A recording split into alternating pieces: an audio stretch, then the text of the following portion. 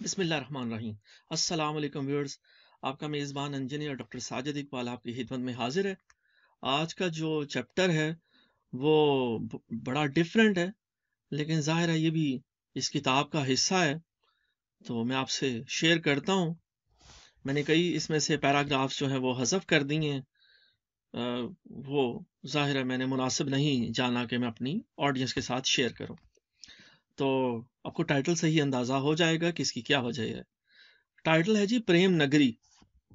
بھارت نے پاکستان میں اپنے سفارت خانے میں کسی مسلمان یا سکھ اہلکار کو کم ہی تعینات کیا ہے۔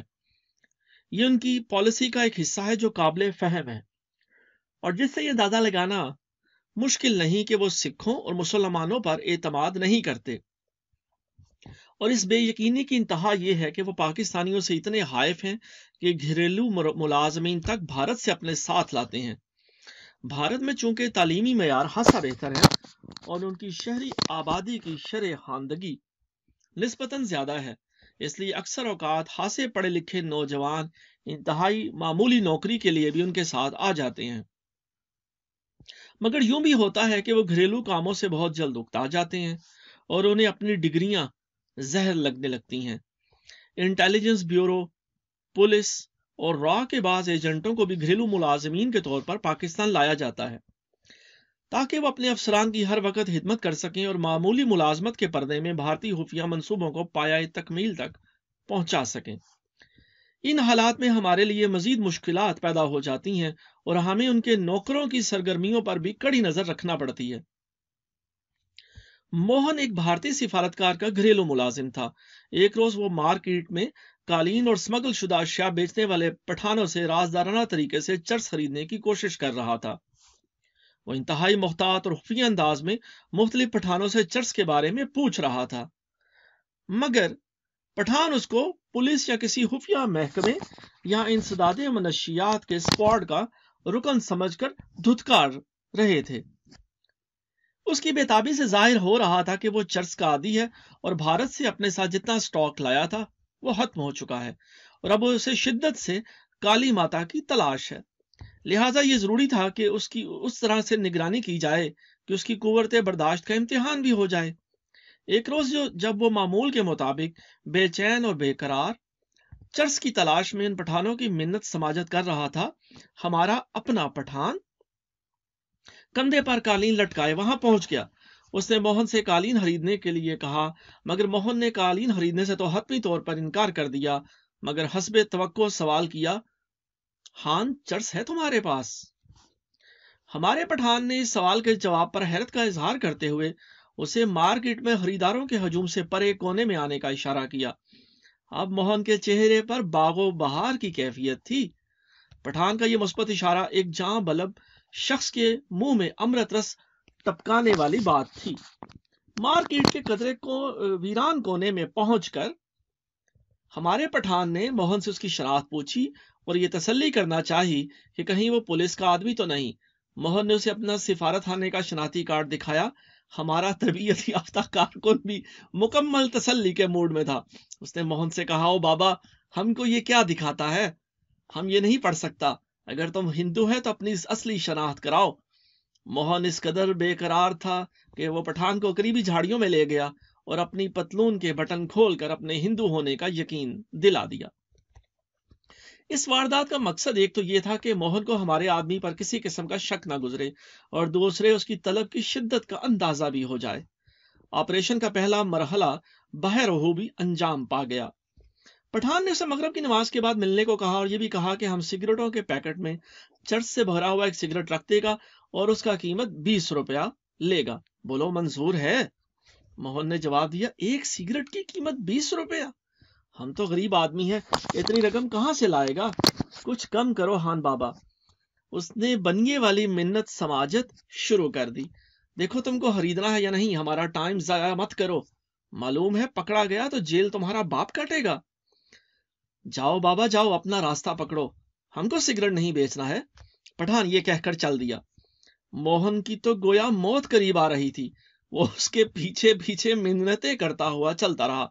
اچھا خان صاحب، ہم کو منظور ہے، پر چیز اچھا ہونا چاہیے اور ہم شام کو پہنچ جائے گا۔ اس کی خوشی کا کوئی ٹھکانہ نہ تھا۔ آج نہ جانے کتنے دنوں بعد اس کی سانس کی نالیوں میں کالی ماتا کا رس ٹپکنے والا تھا۔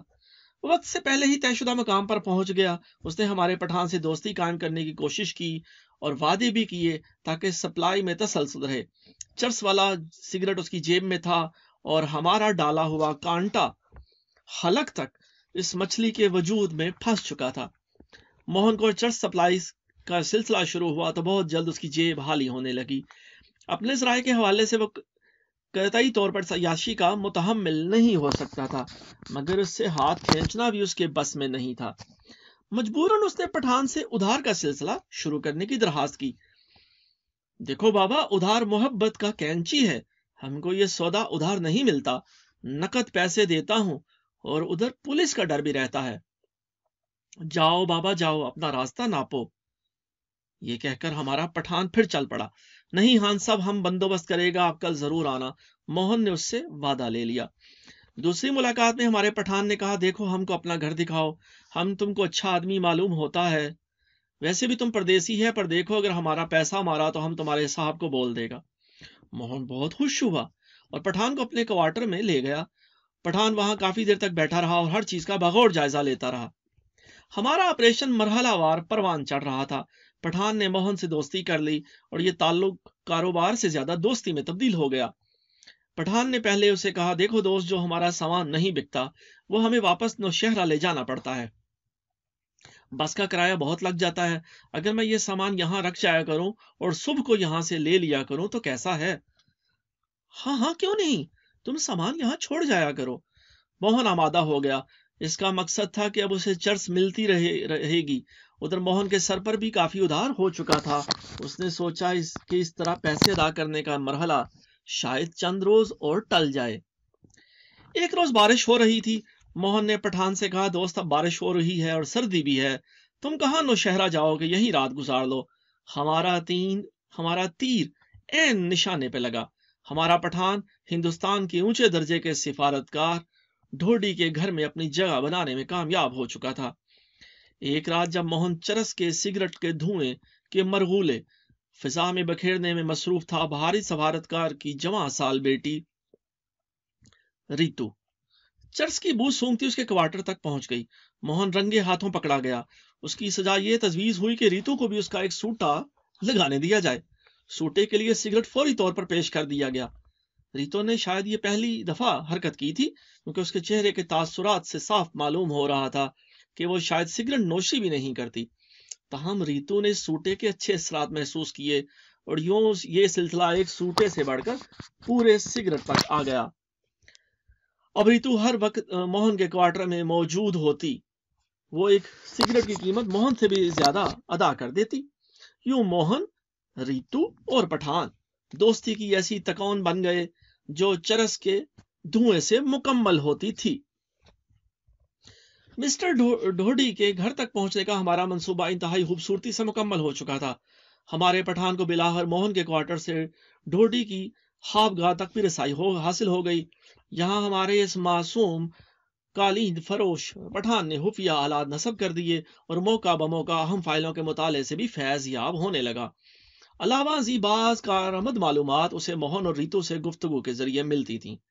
یہ سلسلہ ہمارے لیے اپنے پورے جوبن پر جاری تھا کہ ہمارے لیے خزانے کا ایک اور منہ کھل گیا۔ ایک روز ہمارے پٹھان کو معلوم ہوا کہ ڈھوڈی اپنے ایک ساتھی سفارتکار مسٹر دھاون کی بیوی کی محبت میں گرفتار ہے اور اسے مکمل طور پر بیوقوف بنا رہا ہے۔ مسز دھاون سفارتی کمیونٹی میں ایک پڑھی لکھی، جاذب نظر اور متحرک شخصیت کے طور پر جانی جاتی تھی۔ اتفاق سے مسز دھاون کا نام پہلے ہی ہمارے زیر نگرانی افراد کی فہرست میں شامل تھا، کیونکہ وہ بے حد سوشل تھی اور پاکستان فیملیز کے ساتھ تعلقات استوار کرنے میں خاص طور سے پیش رہتی تھی۔ ہمیں شک تھا کہ وہ باقاعدہ تربیت یافتہ ہے اور پاکستان دشمن سرگرمیوں میں اپنے خاوند کا ہاتھ بٹاتی ہے۔ اس کے حسن کے جلووں سے کئی دوسرے سفارتکار بھی متاثر نظر آتے تھے۔ اس کی شخصیت، دھیمے لہجے اور اداؤں کا جادو کئی دل پھینک قسم کے سفارتکاروں کے سر چڑھ کر بول رہا تھا اور وہ کئی خاندانوں کی ازدواجی زندگیوں کے لیے تباہی کا باعث ہو سکتی تھی۔ اسے وش کنیا تک قرار دیا جا سکتا تھا، مگر اپنی ایک کمزوری کے وجہ سے اس کی حالت ایک شکست خوردہ سپاہی کی سی تھی، اور وہ کمزوری تھی جنسی جذبات کی تسکین۔ مسز دھاون کا شمار ان خواتین میں ہوتا تھا جو اپنے سفلی جذبات کی تسکین کے لیے کسی بھی معیار اور سٹیٹس کی پرواہ نہیں کرتی، اور شاید یہ وجہ تھی کہ وہ ڈھوڈی کے قربت کے لیے ہمہ وقت بے چین رہتی تھی۔ مسز ڈھوڈی ان دنوں اکثر بھارت آتی جاتی تھیں، اور جہاں وہ اپنی بیٹی ریتو کی شادی کی تیاریوں میں مصروف رہتی تھیں۔ ریتو کی رخصتی کا دن بھی غالباً مقرر ہو چکا تھا، چنانچہ مسٹر ڈوڈی کے لیے مسز دھاون کی زیادہ سے زیادہ قربت حاصل کرنے کا اس سے بہتر موقع اور کوئی نہ تھا۔ سینئر ہونے کے ناطے وہ اکثر مسٹر دھاون کو سرکاری کام سے بھارت بھجوا دیتا تھا، اور پھر معاملہ میں تے میرا ڈھولن ماہی والا رہ جاتا۔ وصل کے شب و روز میں کبھی مسز دھاون کے ہاں اور کبھی ڈھوڈی کے بیڈ روم میں گزرتے، اور مسز ڈھوڈی کو اکثر الس صبح مسٹر دھاون کے گھر سے یا مسز دھاون کو ڈھوڈی کے گھر سے نکلتے ہوئے دیکھا جاتا۔ چند روز بعد ریتو بھی اپنے والدین کے ساتھ روانہ ہو گئی۔ روانگی کے وقت ریتو کی آنکھوں میں آنسو تھے۔ وہ اپنے دوستوں سے کہہ رہی تھی کہ شادی کے بعد شاید وہ کبھی پاکستان نہ آ سکے، مگر یہاں گزارے ہوئے بہترین لمحات اسے ہمیشہ یاد رہیں گے، اور اے پٹھان میں تمہیں کبھی بھلا نہ پاؤں گی۔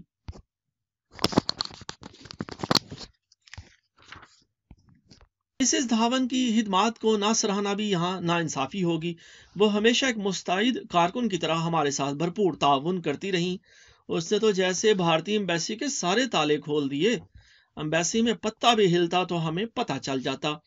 اس سے نہ صرف ہم ان کی ہر چال کو مات دے دیتے، بلکہ اکثر اوقات ان کو احمق بھی بنا دیتے۔ یہ سلسلہ جب تک بھی چلا بہت اچھا چلا، اور کسی مرحلہ پر ہمیں کوئی دشواری پیش نہ آئی۔ تاہم اس وقت ہمیں بے حد افسوس ہوا جب مسٹر دھاون کو بھی واپس اپنے ملک میں پوسٹنگ کا حکم نامہ موصول ہوا۔ محبت کے اس خوبصورت گھونسلے کے تمام پرندے ایک ایک کر اڑ گئے، موہن، ریتو اور اب مسز دھاون۔ وہ گھونسلہ جہاں ہر وقت لو برڈز یعنی پریم کرنے والے پرندے چہچہایا کرتے تھے، بالآخر ویران ہو گیا۔ وہ جب تک ہمارے سائے میں رہے ہم نے ان کے معاملات میں کبھی دخل اندازی نہ کی۔ نظر آنے والا دشمن چھپے ہوئے دشمن سے بہرحال بہتر ہوتا ہے۔ کاؤنٹر انٹیلیجنس والے ان تمام پرندوں کی خدمات کو دیر تک یاد رکھیں گے۔ آپریشن لو برڈز اپنی تکمیل کو پہنچا تو ایک دروازہ بند ہونے سے پہلے ہمارے لیے کئی دروازے کھول گیا۔ ہم ان تمام کرداروں کے ممنون ہیں جنہوں نے نہایت تندہی سے اپنا فرض باخوبی سر انجام دیا۔